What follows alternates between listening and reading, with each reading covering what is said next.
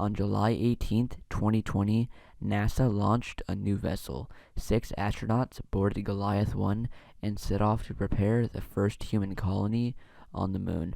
The preparations were expected to take a year, but the vessel carried 6 months of additional food past that expectation in case of emergency.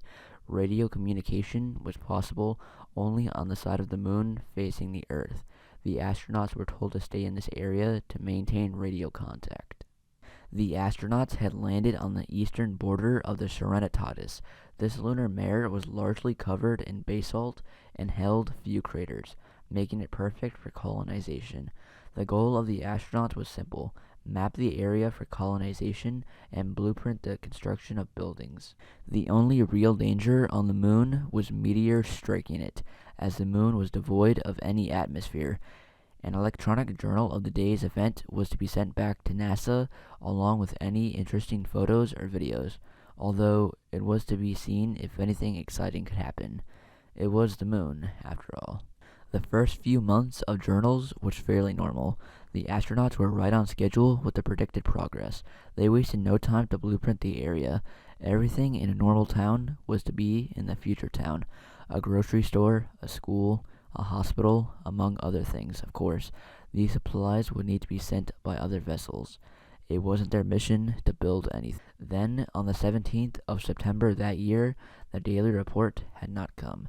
It was speculated that it was forgotten, but didn't come the next day either. Radio communication was not successful with the astronauts, and was only met with static. The radio tower was seen as working perfectly. It seemed that the astronauts were simply not within range of it. Several missing videos were later recovered from the site. The following is a description of each video. The astronauts were told to label their videos by date, using numbers following the date if more than one video was recorded that day. The first video was labeled approximately as September 16th, 2020. It is around 10 minutes long and is mostly spent examining small craters near the border of the mare. Near the end of the video, the astronaut talks about hearing scratching noises from the crater, but this wasn't audible. The journal sent to NASA for the 16th of September did not mention this noise. The second video is also labeled approximately as September 17th, 2020. This video was also focused around craters, specifically the nearby Bessel crater. This is an extremely large crater, over 9 miles across and a mile deep. The plan was to eventually build a bridge across the crater. This video is roughly the same length of the previous video.